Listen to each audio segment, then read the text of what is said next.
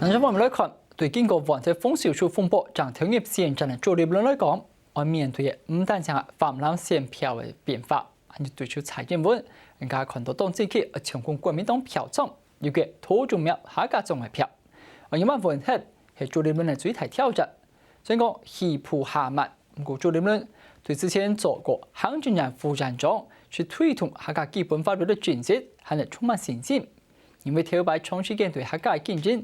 佢展示現場嘅熱態的戲。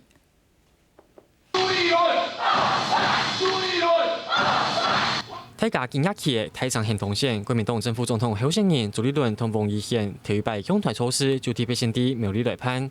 面對亞擺蔡英文四條動向，呢條擺本人看做係南洋票倉嘅土作苗客家中驚喜綁票，朱立倫係用平常心來面對。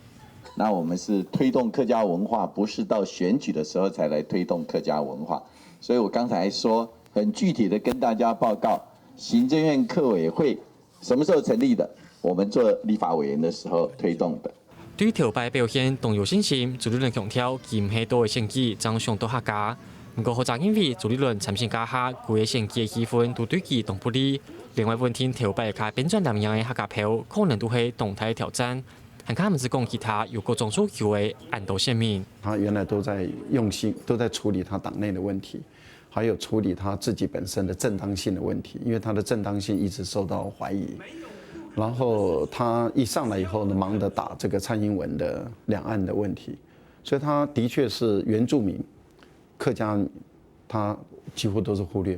不論是客家政策，也係講教育政策啊，也係講文化政策，你講平時要用研究。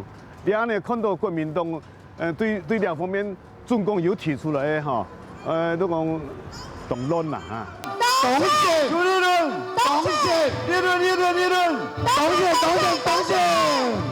味道嘅南洋人行家相信，唔把用一條動員客家態度，年紀也擺利用措施發通同朱立倫聽大票，用條擺專業嘅執政形象，把握機會同客家向前互通，來爭取縣民支持。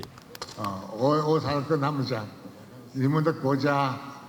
當然也有客家的，各種保護措施，但是你們有沒有客家基本法？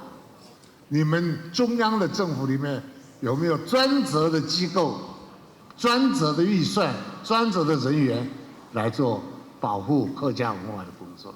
先前董建新朱立倫嘅新政策略，條下馬看起來就是針對廿多年驗證國內經濟表現都唔好，見流失體嘅民心。